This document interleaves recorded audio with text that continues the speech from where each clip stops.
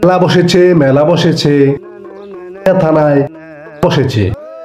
উত্তরবঙ্গের ঐতিহাসিক প্রাচীনতম মেলা আজাদ মেলা বসেছে ব্যাপী।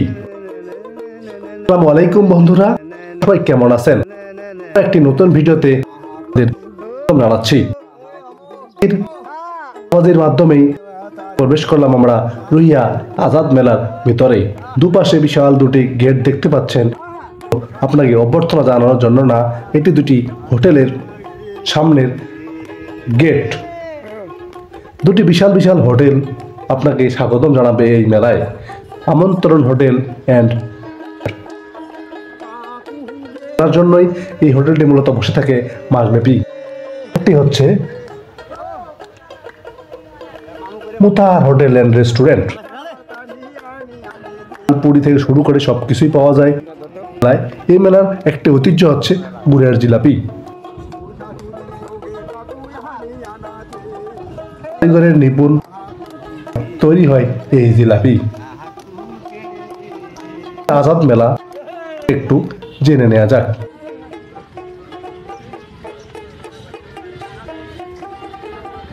আজাদ মেলা উত্তরবঙ্গের উল্লেখযোগ্য মেলাগুলোর মধ্যে একটি।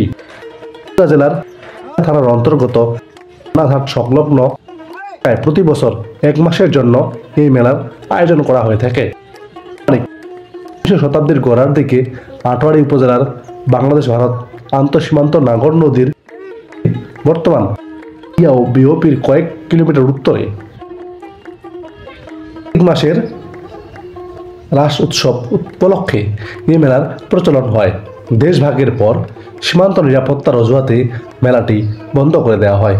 পরে 1959 খ্রিস্টাব্দে নতুন উদ্যোগে রুইয়া আজাদ মেলা নামে এটি চালু করা হয়। এই মেলার নামকরণের ইতিহাস সম্পর্কে একটু জেনে নেওয়া যাক।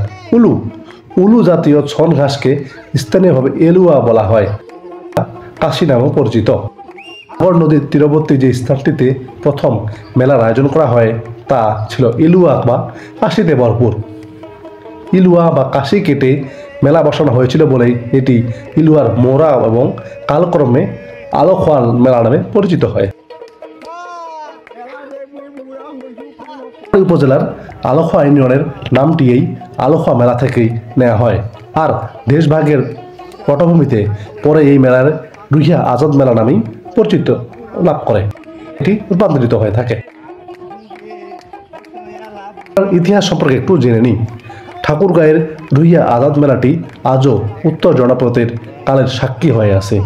ব্রিটিশ আমলে 19 শতাব্দীর গোড়ার দিকে উত্তরাধিকার সূত্রে প্রাপ্ত 153 নং লাট ঝাড়গাঁয়ের জমিদার শ্রী তারণী প্রসাদ রায়চৌধুরী তার জমিদার বাড়ির দক্ষিণে বর্তমান বাংলাদেশ ভারত উত্তর পশ্চিম সীমান্তবর্তী নাগর নদীর কোল ঘেঁষে একটি রাস মন্দির স্থাপন করেন।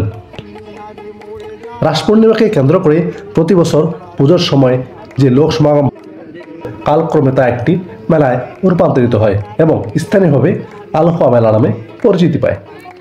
19 শতাব্দীর 60-এর দশকে জমিদার তারণী প্রসাদ রায়ের পুত্র শ্রী শ্যামাপ্রসাদ রায়চৌধুরী, যিনি বাচ্চাবাবু নামেই বেশি পরিচিত, ঐকান্তিক প্রচেষ্টায় আলোখোয়া মেলাটি বিস্তৃতি পরিসরে আয়োজিত হতে থাকে এবং এই মেলার খ্যাতি দূর দূরান্তে ছড়িয়ে পড়ে। জনশ্রুতি আছে এই মেলায় ভারতবর্ষের বিভিন্ন এলাকায় যেমন ভুটান, নেপাল, কাশ্মীর, এমনকি সুদূর ইরান থেকেও লোকেরা বিভিন্ন প্রকার দ্রব্য সামগ্রী, হাতি, ঘোড়া, উট, দুম্বা, গরু, মহিষ ইত্যাদি কেনাবেচার জন্য নিয়ে আসত। 1947 সালের ব্রিটিশ ভারত ভেঙে ভারত এবং পাকিস্তান দুটি স্বাধীন রাষ্ট্র গঠিত হলে নাগর নদীটি দুই দেশের আন্তর্জাতিক সীমারেখায় পরিণত হয়। ফলে আলোখোয়া মেলাটি নাগর নদীর পূর্ব প্রান্তে তৎকালীন পূর্ব পাকিস্তান, বর্তমান বাংলাদেশ মধ্যে সীমাবদ্ধ হয়ে পড়ে। কয়েক বছর এভাবে চলার পর সীমানা নিরাপত্তার অজুহাতে তা বন্ধ হয়ে যায়। এরপরেও 1959 খ্রিস্টাব্দে ঠাকুরগাঁও মহকুমার রুহিয়া এলাকার ব্যক্তিবর্গের উদ্যোগে রুহিয়া আজাদ মেলা নামে মেলাটির পুনর্জন্ম ঘটে। তখন থেকে অদ্যাবধি এখন পর্যন্ত এই মেলাটি রুহিয়া থানার রামনাঘাট সংলগ্ন এলাকায় প্রতি বছর আয়োজিত হয়ে আসছে। এই মেলাটির সময়কাল হচ্ছে প্রতি বছর কার্তিক মাসের শুরুতে রাস পূর্ণিমার দিন থেকে শুরু হয়, প্রায় 1 মাস যাবৎ চলতে থাকে। উত্তরবঙ্গের কান্তজি মেলা, আটোয়ারির আলখোয়া মেলাও একই দিনে শুরু হয় এবং 1 মাস যাবৎ চলতে থাকে। অবশ্য কখনো কখনো এর পরিসীমা বেড়ে থাকে। এই মেলায় অনেক রকমের বেচাকিনা হয়ে থাকে। অতীতে গরু মহিষ কেনাবেচার জন্য রুহিয়া আজাদ মেলার নাম ডাক ছিল প্রচুর।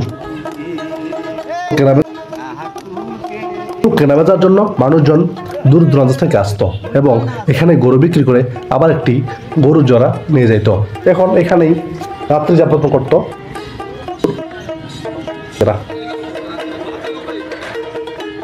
পছন্দের করতে ভিড় দেশের বিভিন্ন জেলার মানুষ। কৃষি যন্ত্রপাতির বিবর্তনের ফলে এবং বাংলাদেশ গত কয়েক দশকে গবাদি পশুর কেনাবেচা একটা পরিবর্তন আসায় এখন মেলার প্রথম 2-1 দিনেই পশু বিক্রি শেষ হয়ে যায়। এটা আনুষ্ঠানিকতা মাত্র। মেলার অন্যান্য জিনিসপত্রের মধ্যে বিভিন্ন গৃহস্থালির তৈজসপত্র, শিশুদের খেলনা সামগ্রী এবং কাপড় চোপড় পাওয়া যায়। বিনোদনমূলক অনুষ্ঠান হয়ে থাকে। বিনোদনে রুহিয়া আজাদ মেলার প্রধান অনুষঙ্গ। অতীতে মেলায় চিত্ত বিনোদনের প্রধান উৎস ছিল সার্কাস। এখনও সার্কাস চলতেছে এবং শুরুতে আপনারা হাতে দেখতে পেয়েছেন। তখন দেশের কয়েকটি বিখ্যাত সার্কাস গোষ্ঠী নিয়মিতভাবেই এই মেলাতে পারফর্ম করত। এর সঙ্গে রয়েছে মৃতকূপ, মোটরসাইকেল ও কার খেলাও। বিনোদন হিসেবে যাত্রাপালাও এসেছে এই মেলায়। প্রতি ঝক প্রবণতা লক্ষণীয়। রাত্রিকালীন যাত্রাপালা বিগত কয়েক দশকে মেলাটির মূল আকর্ষণে রূপান্তরিত হয়েছে। এ কথাটি কখনোই অত্যুক্তি নয় এবং বর্তমানে মেলার মূল আকর্ষণ হয়েছে লটারি। উত্তরসূরি 1402 খ্রিস্টাব্দে আটোয়ারির মির্জা গোলাম হাফিজ ডিগ্রি কলেজ এর ম্যানেজিং কমিটি মেলার কমিটির কাছে মেলার আয়ের অংশ দাবি করলেও উক্ত কমিটি তা অগ্রাহ্য করে। কারণ রুহিয়া পাশাপাশি হওয়ায় তারা সবাই সেই প্রথমকার আলখোয়া মেলায় যেয়ে থাকত। পরে শুরু হলো রুহিয়া আজাদ মেলা। এরপরে কাহিনী শুনি কি বলে। এর ফলে তৎকালীন আইনমন্ত্রী মির্জা গোলাম হাফিজ পৃথকভাবে একটি মেলার আয়োজনের উদ্যোগ নেয়। তার ঐকান্তিক প্রচেষ্টায় আটোয়ারির আলখোয়া মেলা নাম দিয়েই রুহিয়া আজাদ মেলার প্রতিদ্বন্দ্বী হিসেবে প্রতি বছর আটোয়ারি উপজেলার ৮৯ নামক স্থানে পৃথকভাবে এর আয়োজন করা হতে থাকে। এই উদ্যোগের ফলে পুরাতন আলখোয়া মেলাটি আরেকবার পুনর্জীবন লাভ করেছে বলে ধারণা করা হয়। পুরাতন আলখোয়া মেলা দীর্ঘদিন বন্ধ থাকার পর 2007 খ্রিস্টাব্দ থেকে পুরাতন আলখোয়া মেলাটিকে রুহিয়া এবং আটোয়ারির বালিয়া সীমান্তের নাগর নদীর তীরে তার আগের স্থানে শুধু 1 দিনের জন্য আয়োজন করা হয়ে থাকে। একবেলার এই মেলাটি আগের মতোই রাস পূর্ণিমা উপলক্ষে অনুষ্ঠিত হচ্ছে। এর পাশাপাশি বর্তমানে রুহিয়া আজাদ মেলা, আটোয়ারি আলখোয়া মেলা সচল রয়েছে। ঐতিহ্য সংস্কৃতি সম্পর্কে চারদিক ঘুরে আমরা সবকিছুই দেখলাম।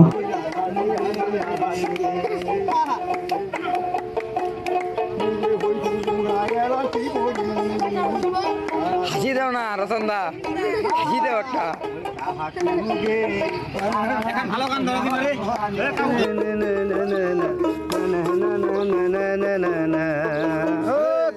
পরিষ্কারের জন্য রয়েছে অস্থায়ীভাবে বসানো হয়েছে এই টয়লেটগুলো।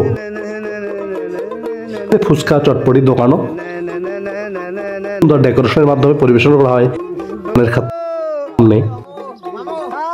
বাচ্চাদের খেলনার জিনিস পত্র মানুষজন কিনতেছে ভরপুর।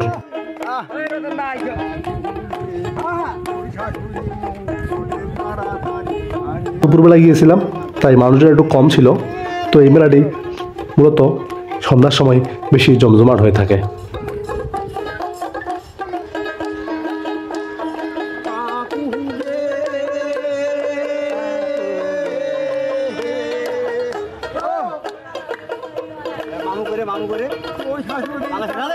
দেখতে পাচ্ছেন সুন্দর লাল টকটকে গুড়ের জিলাপি।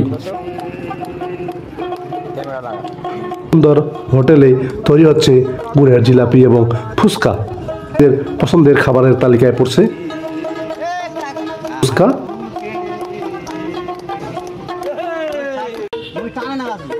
শীতের কাপড় চোপড় বিক্রি হচ্ছে প্রচুর, যেহেতু এই অঞ্চলে শীতের প্রকোপ বেশি। থেকে শুরু করে যুবক যুবতী, কিশোর কিশোরী সবাই এসেছে এই মেলায়।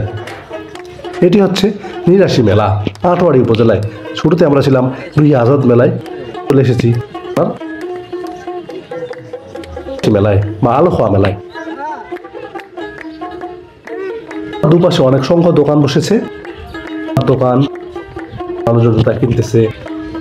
রাস্তা থেকে নিচে জমিতে চলে এসেছি, কারণ এগুলো ধান কেটে সেখানে বসানো হয়েছে এই অস্থায়ী মেলা।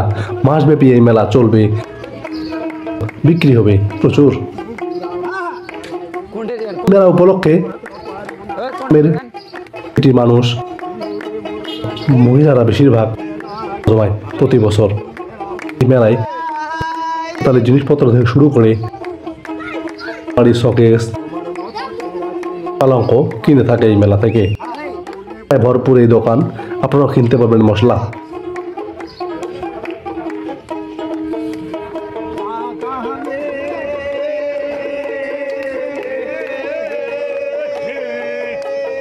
মেলার সংখ্যা প্রচুর, কারণ মেলা তো শুধু খাওয়ার জন্যই। ছোট বাচ্চারা খাবে, মানুষের বড়রা খাবে, খাওয়া দাওয়ার মাধ্যমে চলবে এই মেলার এক মাস। মানুষের সমাগম হয়, তাই তো খাওয়ার আয়োজন হয়েই থাকে। সাথে দেখা হয়ে গেল এখানে।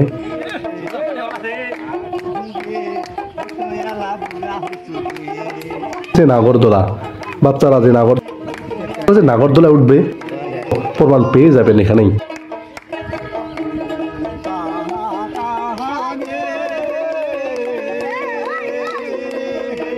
হাতি সার্কাস এসেছে এই মেলায়। ছোট্ট একটা হাতির পিঠে উঠে যাচ্ছে 3 জন। ড্রাগনের পিঠে ঘুরপাক খাবে বাচ্চারা। দেখেন কত সুন্দর একটি নাগরদোলা দুলতেছে। তো ড্রাগনের জন্য অপেক্ষা না করে আমরা চলে এলাম নৌকার নাগরদোলায়। তো এই নৌকার নাগরদোলা এখন মানুষজনে ভর্তি হয় নাই, তো এখানে গিজ গিজ করতেছে মানুষজন। খেলার মধ্যে শস্য শব্দ, বাচ্চারা খেলতেছে মনের আনন্দে। এখানে টাকার বিনিময়ে খেলা হয় এবং দেখেন মানুষটা কত সুন্দরভাবে নিপুণ কারুকার্যের মাধ্যমে তার আলপনা আঁকতেছে। এসেছে আচারের দোকান, অনেক রকমের আচার, কোনটা খেয়ে কোনটা খাবেন আপনি।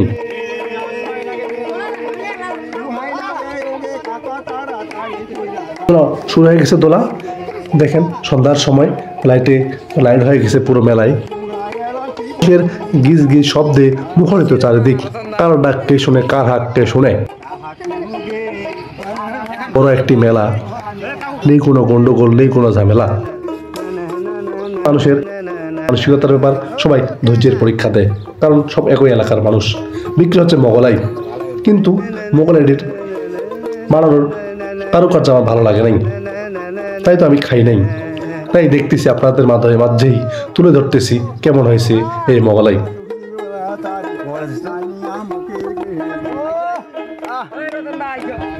দিল আলুর তরকারি, সাথে দিল ডিমটা ভালোর সাথে তরকারির সাথে নিয়ে দিল রুটির ভিতর, যেটি সে তেল দিয়ে বড় করে বেলে নিয়েছে। খুব খুশি কারিগর সাহেব, কারণ তার খাবার স্বাদ তো ভরপুর। মোগলাইয়ের ভিতরে ডিম এবং আলু দিয়ে দিল।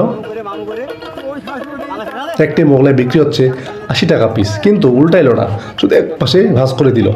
আবার দিচ্ছে তেল, মগে ভরা তেল।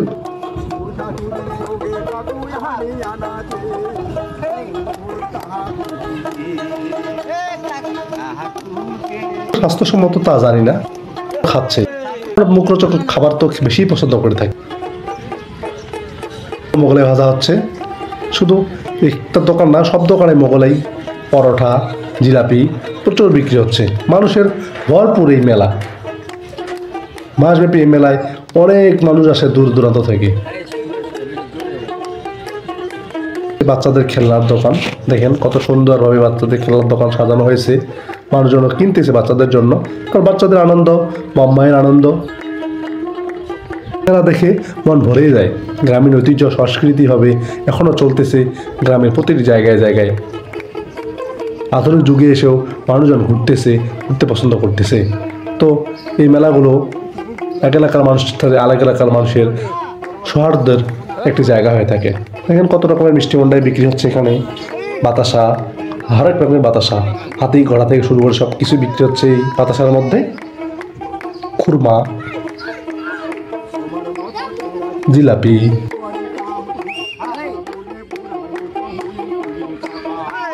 রুটি। আবার জিলাপির দোকানে চলে আসলাম আমরা আবার। খুব সুন্দর নিরূপণ ভাবেই জিলাপির সাইজগুলো করা হয়েছে, একটার সাথে একটার মিল অবশ্যই মিলে যাচ্ছে, কিন্তু কোনো সাইজ নেই, একভাবে হাতে দিয়েই তৈরি হচ্ছে।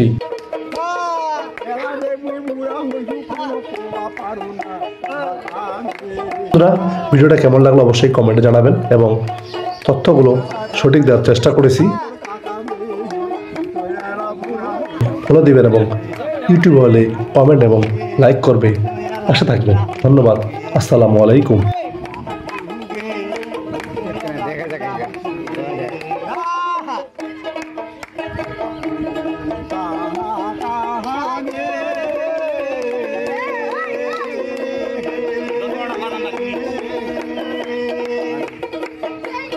তাড়াতাড়ি কইনা দাম দুরিয়া গেলে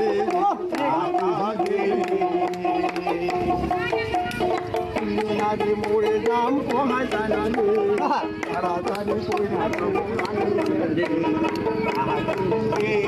তাড়াতাড়ি কইনা দাম পারিয়া হাতে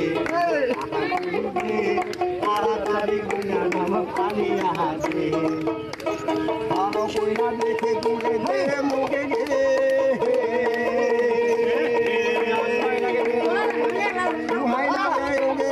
তাড়াতাড়ি